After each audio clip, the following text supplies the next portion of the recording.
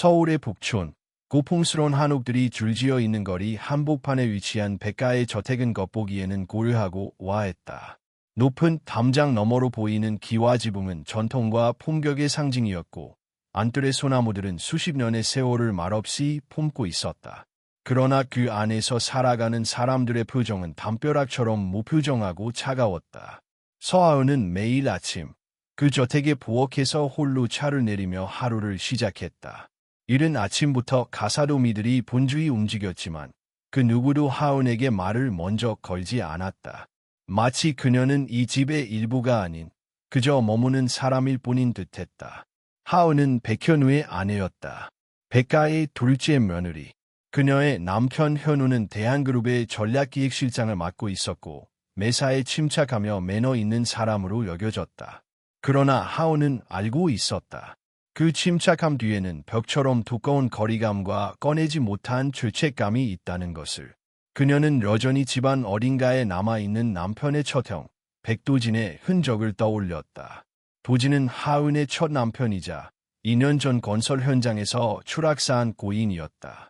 사고로 처리되었고 아무도 의심하지 않았다. 백 회장은 조용히 장례를 치렀고 도진의 아내였던 하은은 몇 달 후 도진의 동생인 현우와 재혼했다. 모든 것은 가문을 이하여라는 명분 아래 매끄럽게 처리되었다.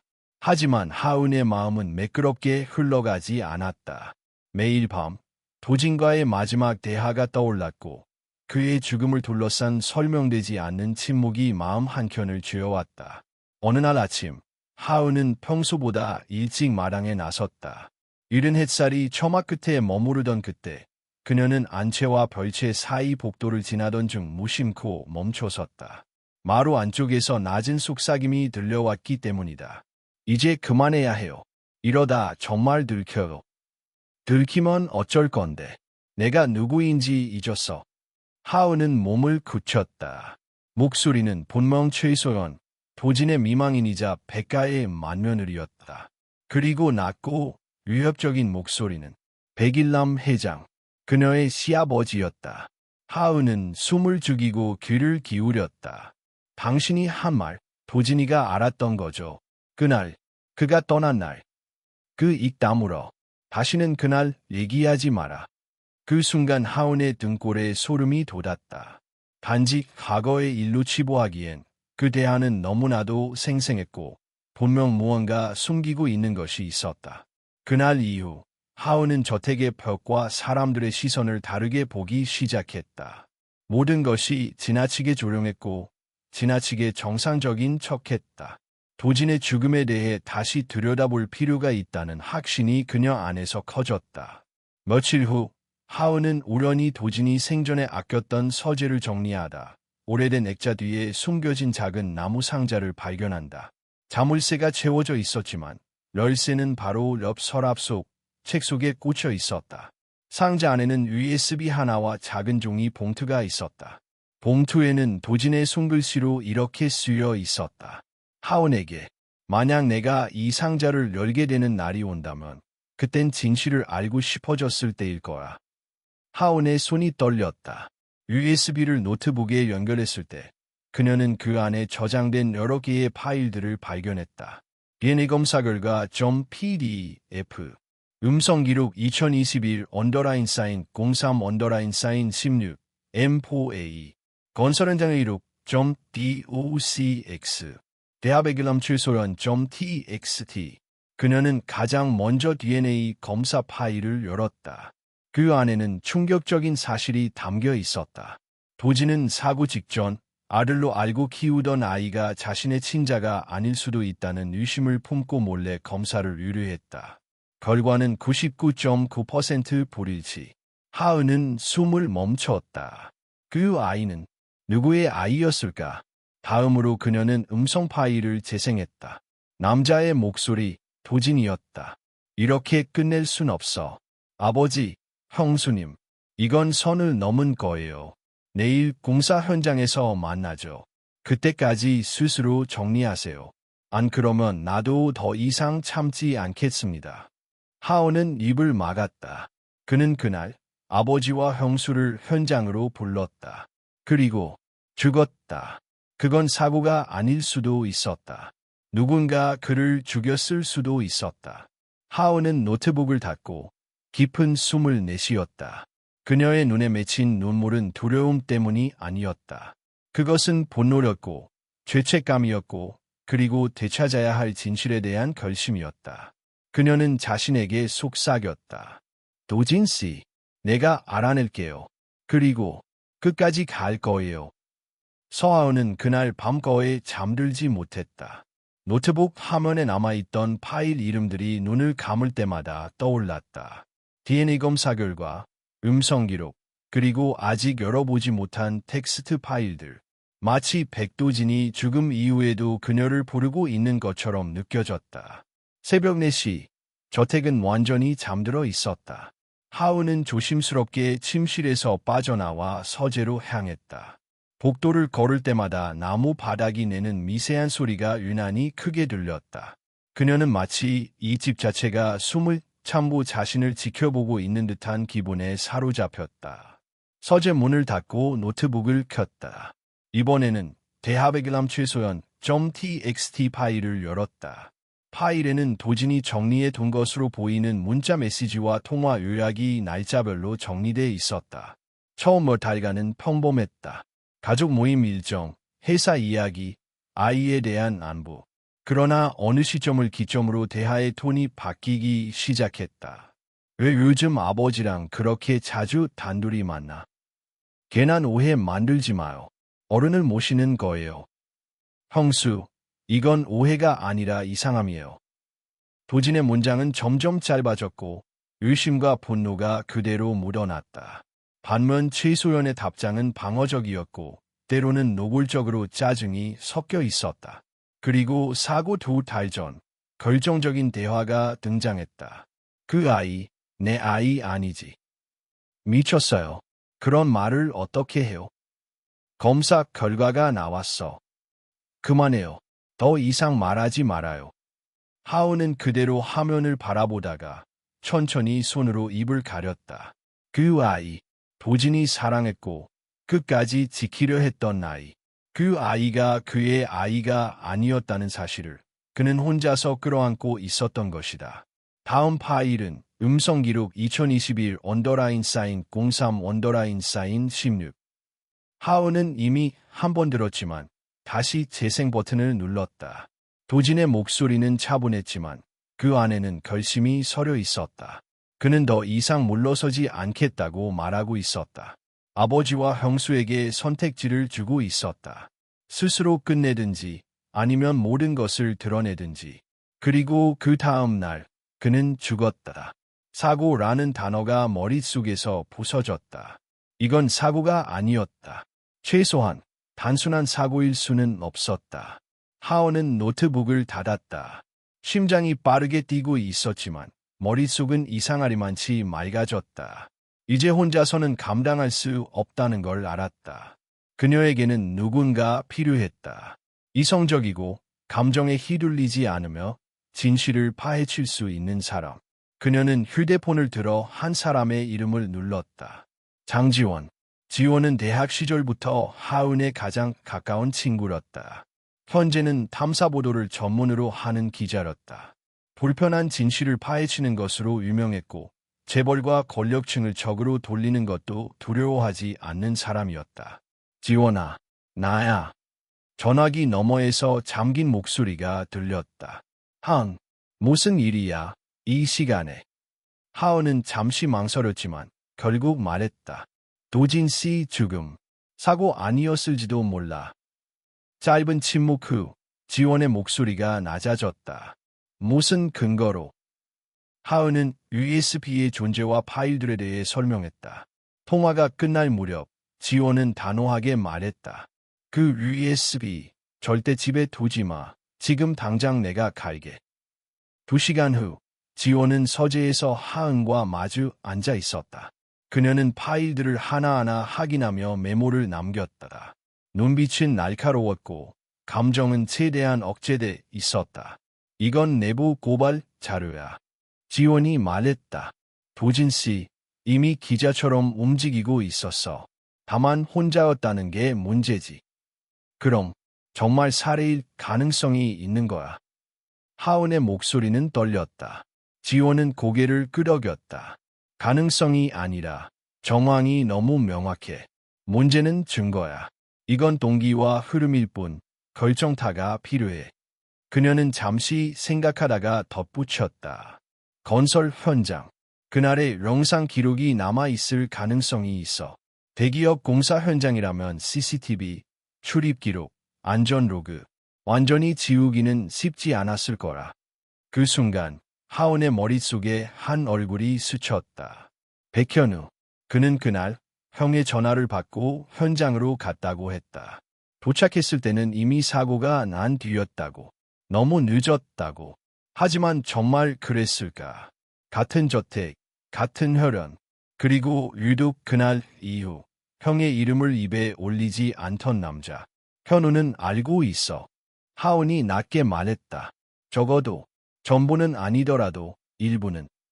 지호는 하은을 바라보며 조용히 말했다. 그럼 그가 가장 약한 꼴이야. 그날 저녁 하은은 아무 일도 없었던 것처럼 식탁에 앉았다.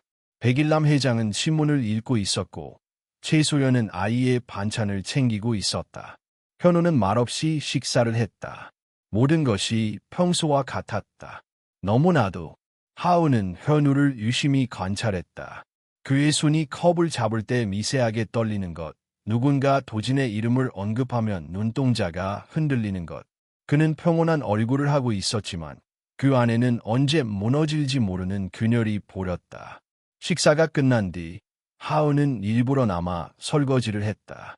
현우가 부엌으로 들어왔을 때 그녀는 등을 돌린 채 말했다. 현우 씨. 그가 멈칫했다.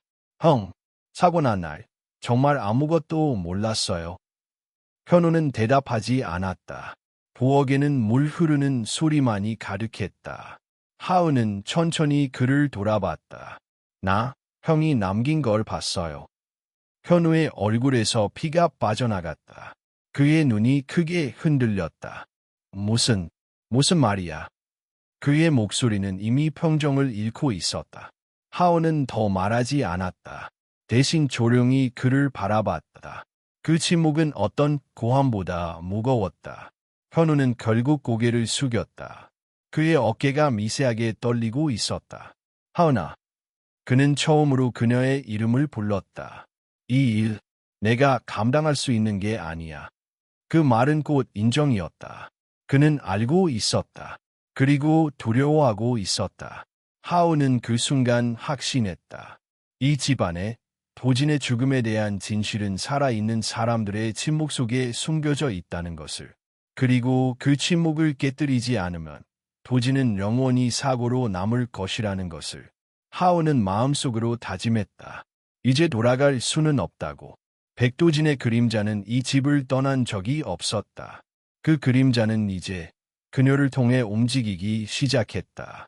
서하은은 그날 밤을 평생 잊지 못할 것임을 직감했다. 현우의 떨리는 목소리, 무너진 표정, 그리고 마치 금기어를 들은 듯한 침묵. 그는 부정하지 않았다. 그저 고개를 숙였고 그 속에 이미 모든 대답이 들어 있었다. 다음 날 아침, 백가의 저택은 평소와 다름없이 움직였다. 가사도우미는 아침 식사를 준비했고 백 회장은 뉴스 속 경제지표에 집중한 척했다. 최소연은 아들 수빈의 유치원 준비를 하며 밝은 목소리로 아이를 달랬다. 겉보기엔 아무 일도 없었다. 그러나 하은의 시선은 모든 균열을 꿰뚫고 있었다. 그녀는 이제 본격적으로 움직이기로 결심했다. 현우의 양심은 흔들리고 있었다. 그는 비겁하게 침묵을 선택했지만 동시에 하은의 질문에 무너질 만큼 악했다. 그 약함은 곧 실말이었다. 아침 식사 후 하은은 현우를 조용히 불렀다. 잠깐 이야기할 수 있어요. 현우는 눈을 피했지만 따라 나섰다. 서재에 들어서자마자 하은은 문을 닫았다. 현우 씨, 그날 무슨 일이 있었는지 말해줘요. 제발. 그녀의 목소리는 단호하면서도 간절했다. 현우는 깊게 숨을 들이쉬고 말했다. 하은아, 나도 그날 충격이었어. 형이 그렇게 갑자기 떠날 줄은 상상도 못했어. 현우 씨, 형은 갑자기 떠난 게 아니라 누군가에 의해 밀렸어. 그 말에 현우는 고개를 들지 못했다. 하은은 계속해서 밀어붙였다. 그날의 CCTV를 복구할 수 있을지도 몰라. 지원이가 도와주고 있어. 현우의 눈이 흔들렸다. 아버지가 막으려고 해도 언젠간 드러나. 현우는 책상 앞에 앉아 두 손으로 얼굴을 감쌌다. 난 아무것도 못했어. 그게 더 괴로워. 형이 그런 상황에 처했는데 난 아무것도 하지 못했어. 에이, 하은이 물었다. 왜 아무 말도 하지 않았어요? 현우는 잠시 말이 없었다가 마치 오래된 고백처럼 입을 열었다. 아버지가 날 불렀어. 형이 쓰러진 후 내가 도착했을 때 이미 늦었어. 그리고 아버지는 말했지. 이건 가문을 위한 일이다. 감정에 휘둘리면 모두 망한다. 하은은 숨이 막혔다. 그리고 당신은 그 말에 따라 진실을 덮었어요. 현우는 고개를 끄덕였다.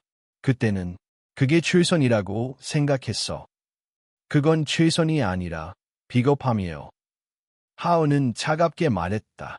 하지만 그녀는 동시에 알고 있었다.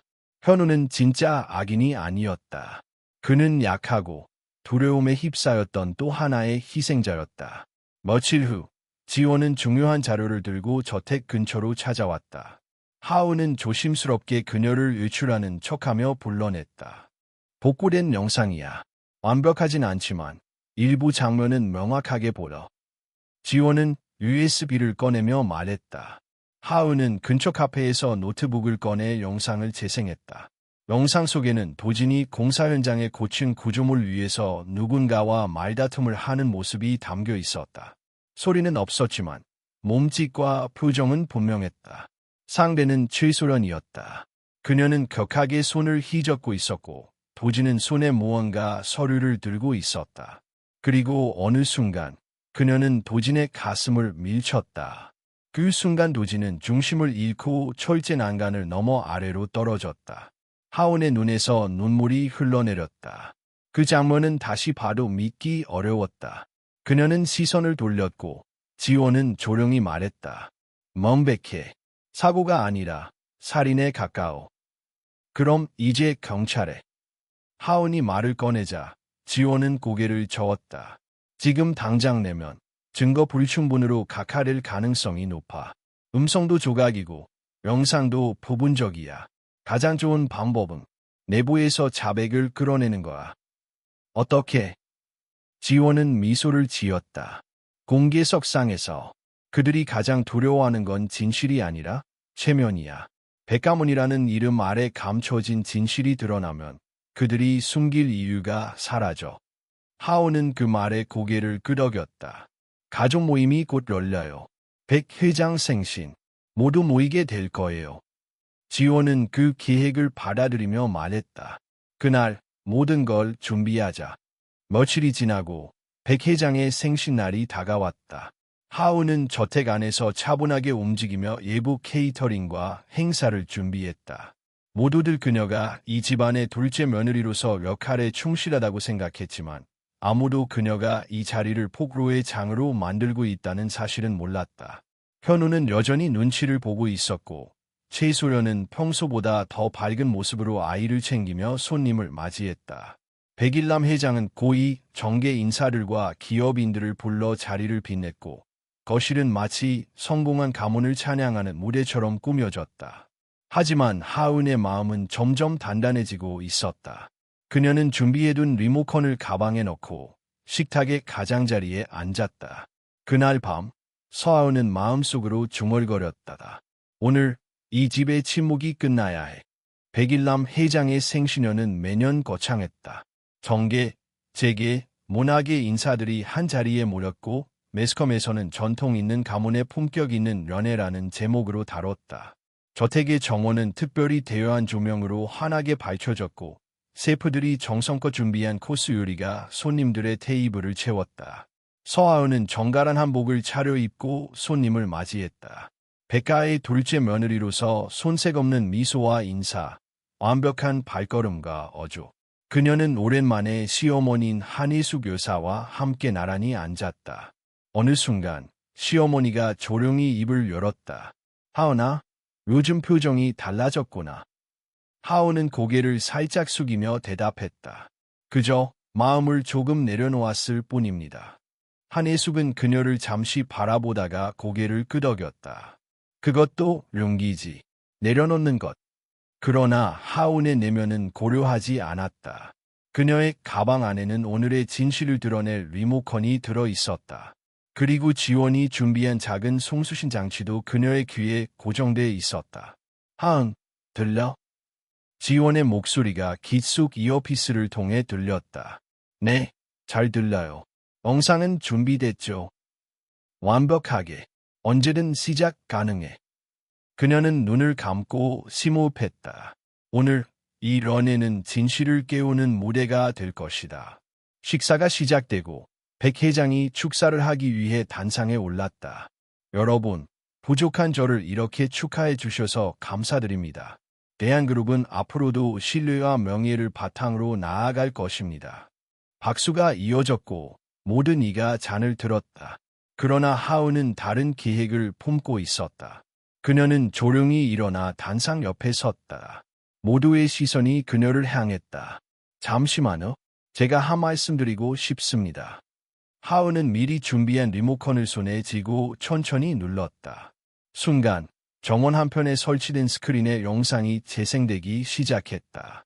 처음에는 일반적인 건설 현장의 모습처럼 보였다. 그러나 곧 화면 속 두 인물이 분명하게 드러났다. 백두진과 최소련, 고려하던 연애의 공기가 단숨에 얼어붙었다. 사람들의 술잔이 멈췄고 수군거림이 일었다. 영상 속에서 도진은 형수를 향해 서류를 내밀며 격렬히 말하고 있었다. 소리는 없었지만 입 모양과 손짓이 전하는 감정은 뚜렷했다. 그리고 결정적인 장면이 나왔다. 최소련이 도진의 가슴을 밀치고 도진은 중심을 잃고 추락했다. 비명도 없었다. 스크린 너머의 장면은 조용했지만 정원에 모인 수십 명의 사람들 안에서는 천둥이 친 듯한 충격이 퍼졌다. 이건 뭐지? 설마 백도진 전무가. 백일남 회장은 단상 아래에서 굳은 표정으로 화면을 바라보았다. 최소연은 입을 틀어막고 뒷걸음질 쳤다. 현우는 얼굴이 창백해져 있었다. 하원은 다시 마이크를 들었다. 여러분이 방금 보신 영상은 2해 전 도진 씨가 세상을 떠난 바로 그날의 CCTV입니다. 사고가 아니었습니다. 그것은 명백한 진실의 시작입니다. 순간 백 회장이 앞으로 걸어 나왔다. 하은, 그만해. 이런 자리는 그런 걸 논할 곳이 아니야. 하원은 시선을 피하지 않았다. 아버님, 저는 오늘을 기다려 왔습니다. 제가 숨기고 지내온 시간만큼 도진 씨는 침묵 속에서 애로이 죽어 있었습니다. 백 회장은 소리를 높였다. 그 영상이 전부가 아니야. 그건 맥락이 없다고. 하은은 차분하게 대답했다. 그래서 제가 준비했습니다. 다음 영상이 재생되었다. 도진이 녹음한 음성 파일. 이대로 끝낼 수 없습니다. 진실을 밝히지 않으면 모두가 죄인이 됩니다. 아버지, 형수님, 내일 현장에서 보겠습니다. 그때까지 선택하시죠. 음성이 끝났을 때 정원의 공기는 완전히 멈춰 있었다. 백 회장은 더 이상 아무 말도 하지 못했다. 그의 손이 미세하게 떨리고 있었다. 그 순간 한 사람이 일어섰다. 한희숙 여사였다. 그녀는 조용히 남편에게 다가가 그의 뺨을 울려 쳐다보았다. 그 아이가 죽던 날, 당신은 어디 있었습니까? 백 회장은 대답하지 않았다. 그녀는 고개를 끄덕이고 마이크를 들었다. 여러분, 저는 오늘 제 아들을 죽음으로 몰아넣은 이 가문의 침묵을 끝내겠습니다. 대한그룹의 명예보다 소중한 것은 사람의 생명입니다. 그녀는 휴대전화를 꺼내 경찰에 전화를 걸었다. 네, 살인 혐의로 고발합니다. 제 이름은 한혜숙입니다. 현장에 있던 손님들은 아무 말도 하지 못한 채 그 장면을 지켜보았다. 백가문, 그 이름 아래에 숨겨졌던 진실이 그렇게 드러나기 시작한 순간이었다. 하오는 조용히 마이크를 내려놓고 자리에 앉았다. 그녀의 손은 여전히 떨리고 있었지만 눈동자는 단단하게 빛나고 있었다. 오늘 이 집의 침묵은 깨졌다. 그리고 더 이상 예전으로 돌아갈 수 없었다. 백가의 정원에는 정적이 흘렀다. 고요하던 밤 공기가 폭풍이 휩쓸고 지나간 듯 가라앉아 있었다. 화려한 조명 아래 줄지어 앉아있던 손님들은 더 이상 음식을 들지 않았다. 잔잔한 음악은 꺼졌고 마이크는 여전히 서하은이 내려놓은 채로 단상 옆에 놓여 있었다. 백일남 회장은 단상 아래에서 굳게 선 채 아무 말도 하지 못했다.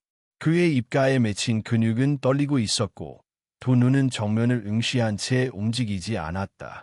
그의 곁에 선 한예숙 여사는 전화기를 귀에 댄 채 경찰에 신고를 마친 뒤 조용히 뒷걸음질쳐 자리에 앉았다. 최소련은 이미 뒷문 쪽으로 도망치려다 몇몇 하객들의 시선을 의식하고 멈춰 서 있었다. 그녀의 얼굴은 창백했고 손끝은 가느다랗게 경련을 일으키고 있었다. 현우는 자리에 앉아 고개를 푹 숙이고 있었다. 눈앞에 있는 빈 와인잔은 어느새 흔들리고 있었고 그의 목덜미에는 식은땀이 흘러내렸다. 하은은 모든 장면을 조용히 지켜봤다. 그녀는 의투 주머니 속 송수신기를 천천히 떼어내 가방에 넣었다. 그리고 단상에서 내려와 어색하게 앉아있는 하객들에게 고개를 숙였다. 불편을 드려 죄송합니다. 그러나 이 자리에서 말하지 않으면 영원히 말할 수 없었을 겁니다. 그녀의 목소리는 떨리지 않았지만 그 안에는 짙은 피로와 분노 그리고 고려한 결심이 배어 있었다. 한 손님이 입을 열었다. 저 영상이 진짜라면 얘 지금까지 침묵했습니까? 하오는 그 사람을 바라보았다. 저도 몰랐습니다. 그가 남긴 기록이 아니었다면 저조차 믿지 못했을 것입니다. 그러나 진실은 감춰진다고 사라지지 않습니다. 그 순간 경찰차 2대가 저택 입구로 들어섰다. 경찰관 2명이 정원으로 걸어 들어왔고 백 회장 앞으로 다가갔다. 백일남 회장님이십니까? 관련 진술 확인을 위해 동행하셔야 합니다. 최소연 씨도 함께 오시죠. 회장은 무표정한 얼굴로 경찰을 바라보다가 조용히 고개를 끄덕였다. 최소연은 울음을 터뜨렸다. 아니에요. 난 일부러 그런 게 아니었어요. 밀 생각 없었어요. 그가 먼저 몰아붙였어.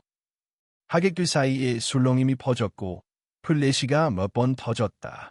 초대받은 언론사 사진기자들이 즉각 반응했다. 백 회장은 아무 말도 하지 않은 채 정장을 정돈하고 차분히 걸어나갔다.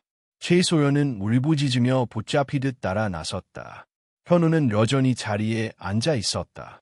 하온이 그에게 다가갔다. 당신도 알고 있었죠. 이 모든 걸 지켜보면서도 아무 말 하지 않았죠. 현우는 천천히 고개를 들었다가 그의 눈은 붉게 충혈되어 있었다. 무서웠어. 아버지를, 가족을, 이 모든 걸 잃을까 봐. 나는 평생 그늘에서 자랐어. 형이 앞서가고 나는 따라가기만 했지. 근데 어느 날 형이 진실을 말하겠다고 했을 때 난 두려웠어. 우리 가족이 무너질까 봐. 내가 믿고 있던 모든 게 거짓이 될까 봐. 하은은 조용히 물었다. 이제는 너. 현우는 길게 숨을 쉬고 고개를 떨궜다. 지켜야 했던 건 가족이 아니라 형이었어. 가장 먼저 보호했어야 할 사람은 진실을 말하려던 사람이었는데 난 외면했어. 그게 죄야. 하은은 그의 말에 대답하지 않았다. 그녀는 현우에게서 등을 돌리고 천천히 걸어나갔다. 저녁에 런회장은 무너진 상징들 속에서 마치 전시장이 되어 있었다. 웃고 떠들던 사람들은 뿔뿔이 흩어졌고 백가의 이름은 더 이상 정상가문의 대표로 불리지 못할 것이 분명했다. 그날 밤 하은은 방으로 돌아와 모든 창문을 열었다. 찬바람이 커튼을 밀치고 들어왔다. 그녀는 침대 옆 서랍을 열어 도진의 사진을 꺼냈다. 사진 속 도진은 여전히 따뜻한 눈빛으로 그녀를 바라보고 있었다. 당신의 진실을 이제 모두가 알게 되었어요. 늦었지만 나는 당신을 잊지 않았어요. 그녀는 천천히 사진을 폼에 안고 처음으로 조용히 울었다. 복수가 아니라 애도의 눈물이었다. 그 순간 방문이 조심스럽게 열렸다. 한혜숙 여사가 조용히 들어왔다. 하은아, 미안하다. 하은은 조용히 고개를 들었다. 어머니는 언제부터 알고 계셨어? 한혜숙은 주저없이 대답했다. 도진이 떠난 다음 날, 그 아이가 남긴 메모를 봤어. 형수와 남편이 현장에 있었다는 걸. 하지만 난 아무 말도 못했어. 내가 입을 열면 내 아이는 2번 죽는다고 생각했거든. 하은은 눈을 감았다. 그리고 지금은 너. 한혜숙은 그녀의 손을 잡았다. 지금은 당신이 진실을 밝혔으니 내가 그 뒤를 따를 시간이야. 내 아이를 위해서, 그리고 너를 위해서라도. 둘은 말없이 손을 맞잡았다. 그 밤, 하은은 처음으로 이 집에서 따뜻한 체온을 느꼈다. 밖에서는 언론이 몰려들었고 뉴스 속보가 줄지어 방송되기 시작했다. 대한그룹 백일남 회장, 장남 사망 관련 조사 중 가문 내부 폭로로 시작된 비극의 진실. 무너지는 명문, 무너지는 신화. 하지만 그 모든 소란 속에서 하은의 마음은 고요했다. 비로소 그녀는 진실을 향해 걸어가는 첫 발을 내디딘 것이었다. 백도진의 죽음은 단지 가족의 비극으로 끝나지 않았다.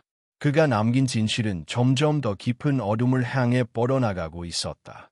경찰 조사와 언론의 추적이 이어지는 가운데 도진의 이름은 더 이상 안타까운 사고의 피해자가 아니었다. 그는 이제 진실을 감춘 권력에 맞서 싸우다 사라진 사람으로 기록되고 있었다. 서하은은 이 모든 혼란의 중심에서 조용히 움직이고 있었다. 그녀는 여전히 도진의 흔적을 뒤쫓고 있었고 그가 남긴 것들이 아직 다 밝혀지지 않았다는 예감에 사로잡혀 있었다. 도진의 개인 금고는 여전히 봉인된 상태였다. 하은은 그의 생전 서재를 다시 찾았다. 무거운 책장 뒤쪽, 벽장 안에 있는 금고는 전자식도, 지문 인식도 아닌 오래된 해전식 다이어리였다. 그녀는 도진의 노트북에 남겨진 숫자들을 떠올렸다. 그가 자주 쓰던 4자리 숫자, 그녀와의 결혼기념일, 어머니의 생일, 도진이 입사한 날짜, 몇 차례의 시도 끝에 문득 떠오른 하나의 숫자. 그들이 함께 처음 여행을 갔던 날, 0617. 다이어리 돌아가고 작은 소리와 함께 금고가 열렸다. 안에는 여러 권의 서류철과 낡은 수첩 한 권, 그리고 봉인된 편지 하나가 있었다. 그녀는 서류를 꺼내 천천히 넘겼다. 거기에는 도진이 대한그룹의 내부 거래 내역을 정리해 둔 증거들이 들어 있었다. 수많은 페이퍼 컴퍼니와 차명 계좌, 비자금 흐름, 정치인과의 거래 정황. 그는 단순히 가족 간의 갈등을 넘어서 그룹 전체의 부패를 파헤치고 있었던 것이다. 그가 죽은 이유는 단지 가정의 불명예 때문만은 아니었다. 그는 그 이상을 건드리고 있었고 그 진실은 결코 세상에 드러나선 안 되는 것들이었다. 하은은 그제야 이해했다. 이 백일남 회장이 그렇게 절박하게 진실을 덮으려 했는지를. 그것은 단지 아들의 죽음을 숨기기 위해서가 아니었다. 도진이 파헤친 모든 것은 회장의 커리어, 정치적 연줄, 그리고 회사 전체의 존립을 위협하는 것이었다. 그 순간 편지가 눈에 들어왔다. 하은에게 남긴 손편지. 도진의 필체는 여전히 단정했고 마지막 줄에는 그다운 조용한 분노와 체념이 스며 있었다. 하은아, 내가 이 모든 걸 떠하는 건 너를 지키고 싶어서였어. 내가 없어진 뒤에도 내가 이 집에서 버틸 수 있기를 바랐어. 하지만 만약 내가 이 편지를 읽고 있다면 그건 내가 실패했다는 뜻이겠지. 미안해. 하지만 이제 너는 이 진실을 이용해 나처럼 고립되지 말고 바깥으로 나가 싸워줘. 우리의 진짜 유산은 진실이야. 그리고 그 진실은 언젠가 누군가에겐 구원이 될 거야. 사랑했다. 그리고 여전히 사랑한다. 도진. 하은은 조용히 편지를 접고 가슴에 안았다. 눈물은 흐르지 않았다. 그녀는 이제 슬퍼하기보다 앞으로 해야 할 일을 정리하고 있었다. 그날 오후, 하은은 지원을 찾아갔다. 카페 구석 자리에서 두 사람은 다시 마주 앉았다. 이게 도진씨 금고에서 나온 거야. 지호는 서류를 하나하나 훑으며 숨을 내쉬었다. 이건 단순한 가족 비리가 아니야. 이 자료가 언론에 공개되면 대한그룹은 구조적으로 무너질 수도 있어. 그럴 준비가 돼 있어. 하은은 단호히 말했다. 그들은 도진을 죽였어. 단지 가족이었기 때문이 아니라 그가 진실을 알았기 때문이야. 지호는 고개를 끄덕였다. 기자회견을 열자. 지금은 감정적 폭로로 보일 수 있지만 자료와 정황을 조합하면 우리가 앞서 갈 수 있어. 하은은 고민 끝에 덧붙였다. 한혜숙 여사님도 함께할 수 있어. 그분은 더 이상 남편의 침묵 속에 머물지 않기로 했어. 며칠 후 기자회견 준비가 비공개로 이루어졌다. 대한그룹의 일부 내부 인사들도 익명으로 자료를 제공하며 동조했다. 그들은 이미 회사 내의 부패 구조의 염증을 느끼고 있었고 도진의 죽음을 계기로 용기를 냈다. 회견 당일, 장소는 언론들이 자주 찾는 민간 아카이브 홀에서 열렸다. 수십 개의 카메라와 기자들이 하은과 지원을 둘러쌌다. 그들은 예상 외의 등장을 목격했다. 한혜숙 여사가 단정한 정장 차림으로 나타난 것이다. 그녀는 말없이 단상에 올라 기자들을 바라봤다. 저는 백일남 회장의 아내이며 2해 전 숨진 백도진의 어머니입니다. 이 자리에 선 이유는 단 하나입니다. 진실을 무시하는 가문이 얼마나 잔혹한지를 말하고 싶었습니다. 기자들은 일제히 질문을 던졌지만 그녀는 준비된 진술서를 읽어 내려갔다. 제 아들은 단지 형수의 아이 문제를 따진 게 아니라 회사 내부의 비리와 부패를 밝혀내고 있었습니다. 그가 목숨을 잃은 것은 단순한 가정사의 비극이 아니라 조직적 은폐와 방해의 결과입니다. 저는 더 이상 침묵하지 않겠습니다. 그리고 이 자리에 있는 두 여성은 제 아들과 같은 진실을 마주한 용기 있는 사람들입니다. 하은은 조용히 고개를 숙였다. 그리고 그녀의 옆자리에서 지원이 도진의 서류들을 기자들에게 공개하기 시작했다. 그날 이후 뉴스는 다시 폭풍처럼 몰아쳤다. 대한그룹 내부 비자금, 재계와 정계 연결 정황, 고 백도진, 내부 고발 시도 중 의문사 정황, 백일남 회장, 경찰 소환 조사 예정. 하은은 회견이 끝난 뒤 도진의 사진을 꺼내 조용히 중얼거렸다. 당신의 유산은 결코 사라지지 않았어. 그 진실은 이제 세상을 바꿀 수 있는 무기가 되었어. 그리고 그녀는 그 무기를 들고 끝까지 싸우기 위해 다시 일어섰다.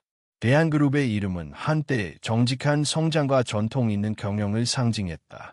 백일남 회장은 재계의 큰 어른으로 불렸고 백가문은 재벌가 중에서도 유독 스캔들이 없기로 유명했다. 그러나 서하은과 한혜숙 그리고 백도진이 남긴 진실은 그 모든 신화를 무너뜨렸다. 기자회견 이후 전국 언론은 연일 대한그룹 관련 보도를 쏟아냈다.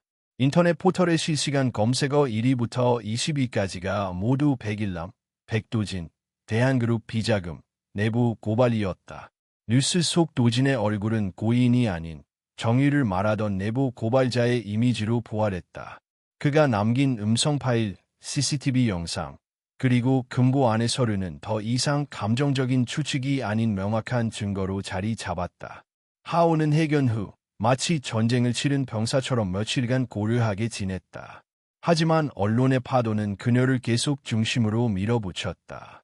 그녀는 전화기를 꺼두었고 저택도 떠났다. 서울 외곽의 작은 차집 2층 방에서 며칠간 지냈다. 그곳은 도진과 처음 데이트했던 장소 근처였다. 그녀는 그곳에서 매일 아침차를 내리며 스스로에게 말했다. 조용한 승리는 없다. 진실은 반드시 대가를 요구한다. 그리고 그 대가는 곧 현실이 되었다. 검찰은 대한그룹에 대한 전면 압수수색을 실시했다. 회사 임원들이 줄줄이 소환됐고 백일남 회장은 조사에 응하면서도 입을 다물었다. 최소련은 살인 혐의로 정식 기소되었고 그녀가 낳은 아이의 친부가 누구인지에 대한 의혹이 다시 숨은 유로 떠올랐다. 백현우는 기자회견 이후 언론 앞에 한 번도 모습을 드러내지 않았다. 그는 집을 나가 예부 병원에 입원했다는 보도만 흘러나왔다. 그 집, 백가의 저택은 이제 더 이상 사람의 온기가 느껴지지 않는 폐허와도 같았다. 한편 하은과 한예숙은 새로운 문제에 직면해 있었다. 도진이 남긴 자료 중 일부는 정치권 고위 인사들과의 금전 거래를 암시하고 있었고 이들이 반격을 시작한 것이었다. 악의적인 언론 플레이가 이어졌다. 내부 고발자인 척, 가문을 배신한 며느리, 사적인 감정이 불러온 기업 몰락, 백가문 몰락의 주력, 그녀는 순수했는가? 하은은 그 기사들을 하나하나 모았다. 한 줄 한 줄 읽으면서 도진의 고통을 다시 느꼈다. 당신도 이런 말들 속에서 외로웠겠지. 그러던 어느 날, 지원이 급히 연락을 해왔다. 하은, 상황이 바뀌었어. 검찰 내부에서 누군가 우리 편이야. 그 사람이 도진이 생전에 접촉하려던 검사였대. 그리고 그가 새로운 증거를 넘겼어. 하은은 곧장 약속 장소로 향했다. 그곳에는 지원과 함께 중년의 남성이 기다리고 있었다. 그는 검찰 내 감찰팀에서 일하고 있는 정명호 검사였다. 고 백도진 씨가 생전에 저를 찾아왔습니다. 처음엔 외면했지만 그가 죽고 나서 후회했습니다. 그리고 지금 기회가 왔다고 생각했습니다. 그는 도진이 마지막으로 남긴 USB에 숨겨진 폴더를 열어 보렸다. 그곳에는 백 회장이 정치인에게 직접 보낸 이메일과 녹취록이 담겨 있었다. 심지어 일부 파일은 도진이 백 회장의 사무실에 직접 카메라를 설치해 얻은 자료였다. 이건 결정적이에요. 지원이 숨을 삼키며 말했다. 이 정도면 단순한 회사 차원의 비리가 아니라 권력형 비리로 확대됩니다. 하은은 말을 잇지 못했다. 그녀는 파일을 바라보며 도진이 목숨을 걸고 지켜낸 마지막 퍼즐을 느꼈다. 이제 끝낼 수 있어요. 며칠 후 정명호 검사는 특수수사팀을 조직했고 백일남 회장에게 소환장을 다시 발부했다. 이번엔 단순 참고인이 아닌 피의자 신분이었다. 대한그룹의 주가는 연일 하락했고 주요 협력사들도 계약을 해지하기 시작했다. 그동안 백 회장이 정치권과 맺어온 수많은 약속은 순식간에 무너졌다. 그는 구속되기 전날 언론 앞에 처음으로 모습을 드러냈다. 그의 얼굴은 마치 10년은 늙은 사람처럼 깊이 주름져 있었고 눈동자에는 광채가 사라져 있었다. 나는 가문을 지키려 했을 뿐이었다. 가문이 무너지는 걸 두 눈으로 볼 수는 없었다. 그러나 그 말은 더 이상 어떤 설득력도 가지지 못했다. 국민들은 분노했고 그의 마지막 자존심은 그렇게 스스로 무너졌다. 그날 밤 하은은 저택 앞에 잠시 멈춰 섰다. 굳게 닫힌 대문, 잡초가 자란 정원, 그리고 불 꺼진 창문들. 그녀는 조용히 중얼거렸다. 신화는 현실을 외면할 때 깨진다. 당신들이 만든 신화는 진실을 무시했기 때문에 무너졌어. 그녀는 등을 돌리고 천천히 걸어갔다. 이제 그녀는 가문의 며느리가 아닌 진실을 지켜낸 한 사람으로 남고 있었다. 대한그룹의 몰락은 한 시대의 종언처럼 다가왔다. 백일남 회장은 결국 구속되었고 최소련은 재판을 기다리는 구치소에 있었다. 그룹의 지분 구조는 급격히 흔들렸고 해외 투자자들은 자금을 철수했다. 수십 년간 청렴한 가문이라는 의피 아래 감춰져 있던 부패는 단 한 번의 폭로로 붕괴되었다. 하지만 진실이 드러났다고 해서 모든 것이 제자리로 돌아오는 것은 아니었다. 서하은은 저택을 떠난 후 서울 외곽의 작은 주택으로 거처를 옮겼다. 그녀는 더 이상 사람들의 시선을 피해 숨지 않았다. 언론의 관심이 서서히 식어가고 뉴스 헤드라인이 다른 사건으로 넘어갈 무렵 그녀는 조용히 삶을 정비해 나가고 있었다. 집 안에는 도진의 사진이 하나 있었다. 나무 액자에 담긴 그의 미소는 변함없이 따뜻했다. 하은은 매일 아침 그 앞에 앉아 차를 내렸다. 예전엔 눈물이 먼저 흘렀지만 이제는 눈을 감고 짧게 인사했다. 오늘도 나 잘 살게. 그녀는 자신의 일로 돌아가기로 결심했다. 도진과 결혼 전 그녀는 대학에서 문화 강의를 했고 아이들을 가르치는 일이 세상에서 가장 의미 있는 일이라 여겼다. 이제 다시 교단에 서기 위해 그녀는 복직 절차를 밟았다. 한편 한혜숙 여사는 남편의 구속 이후 처음으로 공식석상의 모습을 드러냈다. 그녀는 대한그룹 복지재단의 명예 이사장직을 사임하며 다음과 같은 성명을 발표했다. 저는 지금까지 가문의 이름으로 살아왔습니다. 그러나 이제는 개인의 이름으로 책임을 지겠습니다. 백두진의 어머니로서 그리고 한 사람의 인간으로서 저는 더 이상 침묵하지 않겠습니다. 그녀는 남편이 저지른 행위에 대한 도의적 책임을 지고 그가 관리하던 비자금 일부를 사회에 환원하겠다고 약속했다. 그 금액은 소외계층 청년 교육과 고아원, 쉼터 운영에 쓰이게 될 예정이었다. 이 소식은 언론을 통해 빠르게 퍼졌고 일부는 그녀의 결단에 박수를 보냈다. 하지만 또 다른 일부는 냉소적이었다. 지금 와서 사과하면 뭐하나. 이미 너무 늦었지. 하온은 이런 반응에도 조용히 고개를 끄덕였다. 진실 이후의 시간은 속죄와 회복의 길이었다. 누구도 완벽하지 않았고 누구도 순결하지 않았다. 그렇기에 더더욱 다시 시작해야 했다. 어느 날 오후 지원이 찾아왔다. 그녀는 하온의 집 앞마당에 앉아 차를 마시며 조용히 말했다. 지금 생각해보면 우리가 한 일이 얼마나 무모했는지 실감나. 하지만 동시에 누군가는 했어야 할 일이었지. 하온은 고개를 끄덕였다. 도진이 혼자서 했다면 아마 끝까지 어둠 속에서 사라졌을 거야. 우리가 그를 외롭지 않게 해준 거라고 생각하고 싶어. 지원은 머뭇거리다 작은 봉투 하나를 꺼냈다. 이거 너한테 전하려고 했어. 검찰 쪽에서 받은 마지막 자료인데 도진이 작성 중이던 유서야. 완성되지 않았지만 너는 알아야 할 것 같아서. 하우는 봉투를 받아들고 조심스럽게 펼쳤다. 도진의 필체는 여전히 또렷했고 군더더기 없이 단정했다. 내가 없어도 하은이는 잘 살 수 있을 거라 믿는다. 하지만 만약 내 선택이 하은이를 상처 입히게 된다면 나는 내 선택을 저주할 것이다. 내가 남긴 것은 진실과 사랑, 그 둘뿐이다. 그리고 언젠가 이 모든 시간이 지나고 하은이가 다시 웃을 수 있기를 바란다. 짧은 문장이었지만 하은은 천천히 글을 읽어내려가며 숨을 삼켰다. 그가 마지막 순간까지 걱정했던 것은 자신이 아니라 그녀였다. 이제야 알겠어. 그가 왜 그렇게 모든 걸 감췄는지, 왜 마지막까지 나를 내버려 두지 않았는지. 지호는 조용히 하은의 손을 잡았다. 두 사람은 말없이 앉아 봄 햇살이 스며드는 마당을 바라봤다. 며칠 후 하은은 다시 강의실로 돌아갔다. 강단에 서자 학생들이 웅성거렸다. 그녀를 TV에서 본 기억이 있는 몇몇은 조용히 속삭였지만 하은은 미소 지으며 칠판에 이름을 썼다. 서하은입니다. 오늘부터 우리는 진실과 이야기의 관계에 대해 공부할 겁니다. 학생들은 조용히 고개를 들었고 수업은 시작되었다. 그녀는 교과서를 넘기며 말했다. 진실은 언제나 우리 곁에 있지만 우리가 준비되지 않으면 외면하게 됩니다. 그러나 한번 진실을 본 사람은 절대 그 이전으로 돌아갈 수 없습니다. 그녀의 눈빛은 단단했고 목소리는 담백했다. 그것이 진실 이후 그녀가 배운 가장 깊은 교훈이었다. 수업이 끝난 후 학생 하나가 다가왔다.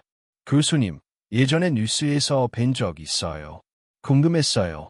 그렇게 힘든 일을 겪고도 어떻게 이렇게 담담하게 말할 수 있으신지. 하은은 그 학생을 바라보며 잠시 웃었다. 살아야 하니까요. 그리고 진실을 안 이상 나는 나답게 살아야 하니까요. 그녀는 강의실을 나서며 도진의 마지막 미소를 떠올렸다. 이제 그 미소는 기억 속에서 아프게 반짝이는 것이 아니라 그녀의 발걸음을 지탱해주는 따뜻한 빛이 되었다. 벚꽃이 흩날리는 늦봄, 서울의 거리는 다시 사람들로 북적이고 있었다. 거리에는 연인들이 손을 잡고 웃으며 걸었고 아이들은 길가에 꽃잎을 쫓아 뛰어다녔다. 모든 것이 평온해 보였지만 몇몇 사람들에겐 그 평온조차 낯설었다. 특히 진실을 마주하고 살아남은 이들에게는 더욱 그랬다. 서하은은 여전히 대학 강단에서 학생들과 마주하고 있었다. 이제는 그녀의 존재 자체가 단순한 교수 그 이상이었다. 그녀는 진실을 선택한 사람으로 삶을 다시 짜맞춘 이로 그리고 여전히 사랑을 품은 존재로 남아 있었다. 수업이 없는 날, 그녀는 도진과 함께 살던 저택을 마지막으로 방문했다. 갈린이 정원을 정리하고 있었고 마당엔 여전히 철쭉이 피어 있었다. 그녀는 잠시 마루에 앉아 집 안을 바라보았다. 당신 없는 이 집은 그저 건물일 뿐이야. 하지만 난 이제 당신이 남긴 걸 안고 살아갈 수 있어. 그녀는 마지막으로 마루의 얼굴을 기대었다. 따스한 햇살이 이마를 스쳤고 바람이 도진의 향기를 흩날리는 듯했다. 그 무렵 백현우는 재활병원에 입원 중이었다. 기억의 고비마다 반복적으로 나타나는 형의 얼굴과 추락 장면이 그를 잠에서 깨우곤 했다. 그는 누구보다 무력했고 누구보다 늦게 깨어난 자였다. 어느 날 하은이 병원을 찾았다. 그는 놀란 듯 그녀를 바라보았지만 곧 천천히 고개를 떨구었다. 예, 왔어요. 이젠 나 같은 사람 보고 싶지도 않을 텐데.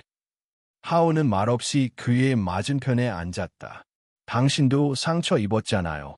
상처 입은 사람끼리는 서로 용서할 자격이 있다고 생각해요. 현우는 눈을 감고 깊게 숨을 내쉬었다. 형을 잃고 나서라 형이 얼마나 큰 존재였는지 알았어요. 그땐 미처 몰랐어요. 늘 그늘에 있었던 내가 얼마나 형에게 의존하고 있었는지를. 하은은 그의 말을 조용히 들었다. 그리고 조심스럽게 물었다. 이제 무엇을 할 생각이에요? 현우는 잠시 머뭇거리다 대답했다. 내 이름으로 뭔가를 시작해보려 해요. 형처럼 바르지는 못하더라도 적어도 거짓을 반복하지는 않겠다고 다짐했어요. 하은은 고개를 끄덕였다. 그걸 도진 씨도 기뻐할 거예요. 한편 한혜숙 여사는 복지재단에서 완전히 손을 떼고 시골의 작은 도서관을 세웠다. 그곳은 도진기념문고라 불렸고 아이들이 자유롭게 책을 읽을 수 있도록 공간을 개방했다. 그녀는 매일 아침 정원을 돌보고 오후에 마을 아이들에게 책을 읽어주었다. 이따금 하은도 방문했고 둘은 조용히 차를 마시며 시간을 보냈다. 이런 게 진짜 유산이지 않을까? 하은이 물었다. 혜숙은 미소를 지었다. 그래, 명예도 부도 다 사라졌지만 아이들이 웃는 걸 보니까 그래도 우리가 남긴 게 전부 무너진 건 아니라는 생각이 들어. 도진의 죽음 이후 가장 고료하지만 강한 변화는 바로 이들이 만들어가고 있었다. 도시 한쪽에서는 재판이 진행되고 있었다.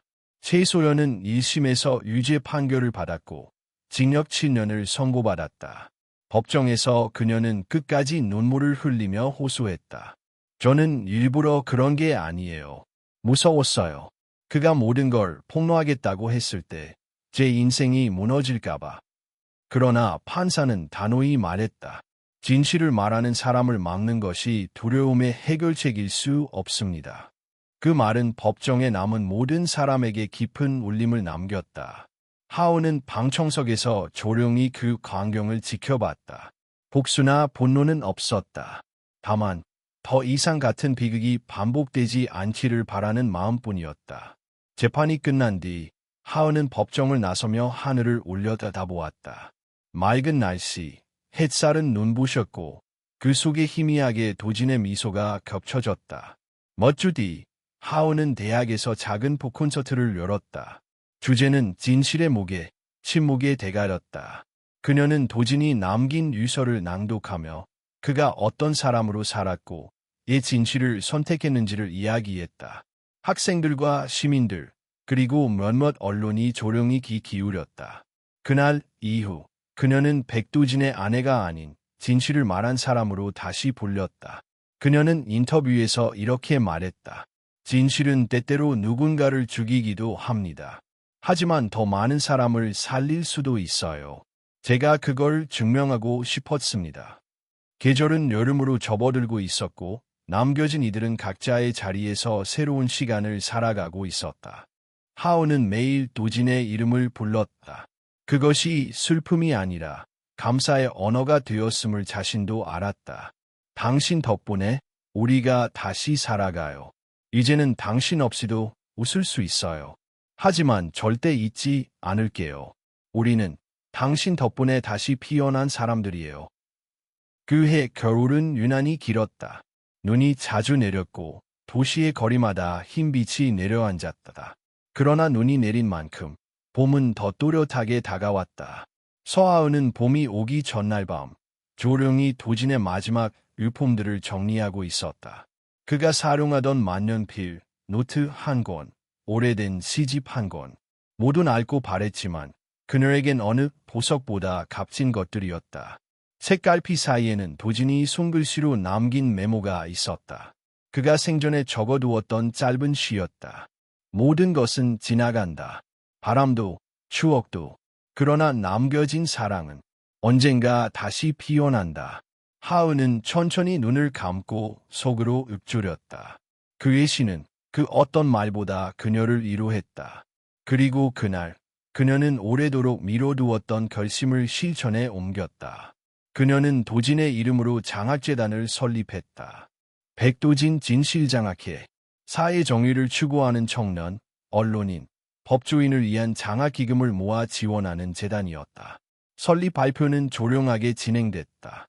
화려한 행사도 유명인사도 없이 그녀가 직접 준비한 원고를 조용히 낭독하는 것으로 대신했다. 이 재단은 진실을 말하는 사람을 기억하기 위한 공간입니다. 그리고 또 다른 도진들을 위해 존재할 것입니다. 그가 지켜낸 가치는 사라지지 않았습니다. 그것은 우리 모두의 미래로 이어질 것입니다. 언론은 다시 그녀의 이름을 언급했지만 이번에는 비난도 논란도 없었다. 사람들은 이제 그녀의 이야기를 조심스럽게 받아들이고 있었다. 그녀가 어떤 고통을 겪었고 어떤 용기를 냈는지를 기억하고 있었기 때문이었다. 한예숙 여사는 도서관에서 자원봉사 활동을 이어가고 있었다. 매주 한 번 그녀는 직접 아이들에게 동화를 읽어주었고 아이들이 고사리 손으로 쓴 편지를 받아볼 때마다 조용히 미소 지었다. 할머니, 책 읽어주셔서 고마워요. 우리 엄마도 책 좋아하는데 같이 오고 싶대요. 그런 편지 한 줄이 그녀에겐 새로운 하루의 이유가 되었다. 한편 백현우는 재활을 마치고 작은 로펌에 취직했다. 그는 고액 연봉의 재벌 후계자도 화려한 회사를 이끄는 젊은 대표도 아니었다. 하지만 매일 직접 출근하고 법률 상담을 하며 작은 사건 하나하나에 성실하게 임했다. 어느 날 그는 늦은 퇴근길에 하은에게 문자 하나를 보냈다. 누나는 나에게 다시 시작할 수 있는 용기를 줬어요. 형이 아니라 나 자신으로 살겠습니다. 하은은 짧게 답장을 보냈다. 도진도 당신의 오늘을 보고 웃고 있을 거예요. 그리고 그녀는 다시 책상 앞에 앉아 새로운 글을 쓰기 시작했다. 이제는 도진의 이야기가 아닌 자신만의 언어로 써내려가는 삶의 기록이었다. 그녀는 자주 묻곤 했다. 진실을 말한 뒤 삶은 어떻게 이어지는가? 이제 그녀는 알고 있었다. 진실은 끝이 아니라 시작이라는 것을. 그것은 무너뜨리기도 하지만 동시에 다시 일으켜 세우기도 한다는 것을. 시간은 흘렀고 봄은 다시 돌아왔다. 하은은 재단에서 주최한 첫 장학 수료식에 참석했다. 작은 강당, 몇몇 청년들, 그리고 그녀가 고른 조용한 음악. 한 학생이 수상 소감을 말했다. 저는 사회복지사가 되고 싶습니다. 이 장학금은 단지 돈이 아니라 저에게 믿음이었습니다.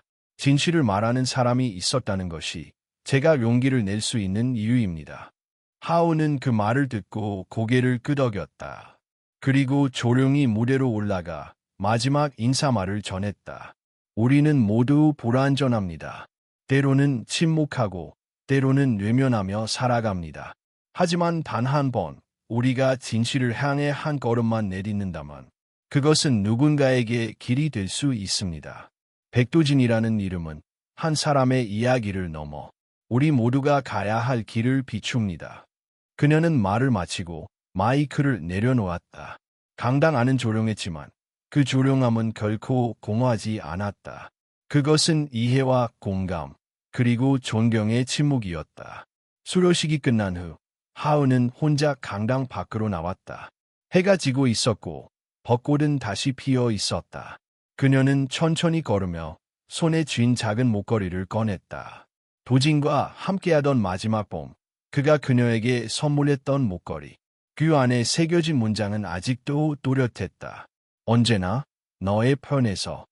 그녀는 조용히 목걸이를 쥐고 하늘을 올려다보았다. 저물어가는 노을 속 바람에 흩날리는 꽃잎들이 그녀의 어깨를 스쳤다. 그리고 그녀는 속으로 말했다. 당신이 남긴 계절은 이제 우리 모두의 봄이 되었어요. 지금 이 순간 당신 없이도 우리는 잘 살아가고 있어요. 하지만 당신의 이야기는 영원히 우리 안에 피어 있을 거예요. 그리고 그렇게 진실에서 피어난 사랑과 기억은 다시 돌아온 봄 속에서 조용히 숨쉬고 있었다.